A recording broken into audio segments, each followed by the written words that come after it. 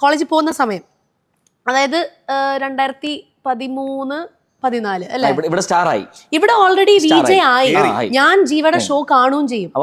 അഹങ്കാരമാണ്, കുറച്ച് ജാടയാണ്, kind of ആണ്. അതായത് കുറച്ച് ഗേൾസ് ഒക്കെ ഉണ്ട് ഫാൻസ് ആയിട്ട് ആ സമയത്തെ. കാര്യം ഈ കോളർ പരിപാടിയാണല്ലോ. അപ്പൊ ലൈവിൽ നിന്ന് ഹായ് വെൽക്കം ലല ഒക്കെ പറയുന്നു, കോൾസ് വരുന്നു.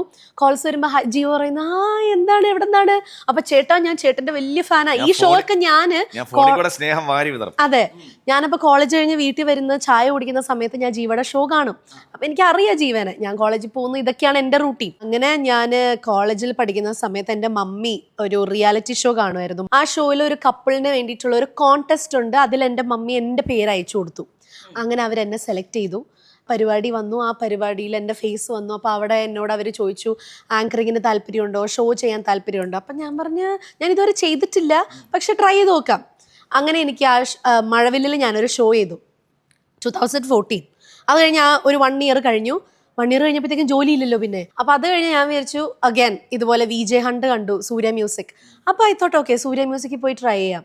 സൂര്യ മ്യൂസിക്കിൽ പോയി ട്രൈ ചെയ്ത് ഞാൻ അവിടെ ആദ്യം ഷോ ചെയ്തത് ജീവയുടെ കൂടെയാണ്, ഇദ്ദേഹത്തിന്റെ കൂടെ. ഞങ്ങൾ രാവിലെ ഓഡിഷൻ ഇങ്ങനെ നോക്കും, ഷോട്ട് ഇത് കൊള്ളാലോ, പ്രൊഡ്യൂസർ എന്താടാ അല്ല കൊള്ളാന്ന് പറയായിരുന്നു. ഞങ്ങള് സെലക്ട് ചെയ്തോളാം, എന്നാലും ഇത് കൊള്ളാം കേട്ടോ. അങ്ങനെ ഇത് തന്നെയാണോ സെലക്ട് ചെയ്തേ? ഇല്ല, ഞങ്ങള് ഇങ്ങനെ 3-4 പേരെ സെലക്ട് ചെയ്തു. അപ്പൊ ഞങ്ങള് സീനിയേഴ്സ് ആണല്ലോ, എന്തുമാവാലോ. ഞങ്ങള് ഒരു ദിവസം ഞാൻ എന്റെ ഷോ വൈകിട്ടാ, ഞാൻ പക്ഷേ ഒരു 10-11 മണിയാകുമ്പോൾ ഞാൻ വരും. ഞാൻ വന്ന് മേളിലൊക്കെ നടന്ന് ആ ഗ്യാപ്പിലാണ് ആ കോണ്ടന്റ് പ്രിപ്പയർ ചെയ്യുന്നത്.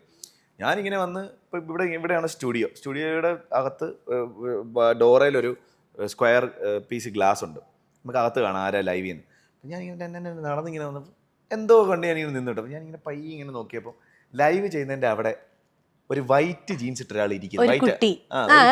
അപ്പം ഞാനിങ്ങനെ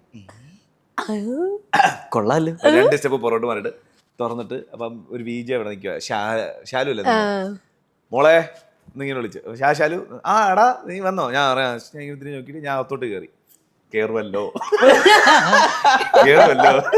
അപ്പൊ അകത്തോട്ട് കയറിയപ്പോ ഇവിടെ എന്നെ കണ്ട് ബഹുമാനപൂർവ്വം എഴുന്നേറ്റ്. കാര്യം എന്താ, ഞാൻ അതുവരെ ടിവിയിലെ ജീവനെ കണ്ടിട്ടുള്ളൂ. അപ്പൊ പെട്ടെന്ന് ഇങ്ങനെ റൂമിലേക്ക് വന്നപ്പം ഓഫ്കോഴ്സ് ഇങ്ങനെ ഇരുന്ന് ഞാൻ കാലൊക്കെ താഴെ വെച്ച് ഞാൻ എഴുന്നേക്കുവാ.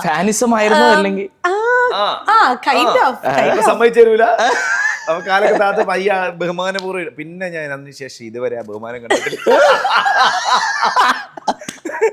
അതിനുശേഷം ഇങ്ങനെ എഴുന്നേറ്റ് അപ്പൊ ഞാൻ ഹലോ ഇങ്ങനെ പറഞ്ഞു. പേരെന്താ? അപർണ. ജീവ.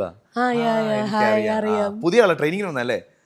അതെ കണ്ടുപിടിച്ചോളൂ എന്ന് പറഞ്ഞിട്ട് ഞാൻ ഇവിടെ മറ്റേ കൂൾ ജാടയിട്ട് ഞാൻ പുറത്തിറങ്ങി. പക്ഷെ ആ വെയിറ്റ് ഒരു 15-20 മിനിറ്റ്. കാര്യം നമ്മുടെ ഒരു കോർ സ്വഭാവം അതിന്റെ ഫ്ലോറിൽ നിൽക്കുമ്പോൾ വരുമല്ലോ. പിന്നെ അങ്ങനെ ഞങ്ങൾ പാട്ടുവണ്ടി തുടങ്ങിയ സമയത്ത് ഫുൾ ടൈം ട്രാവലിംഗ് അല്ലേ, നമ്മൾ അങ്ങനെയാണ്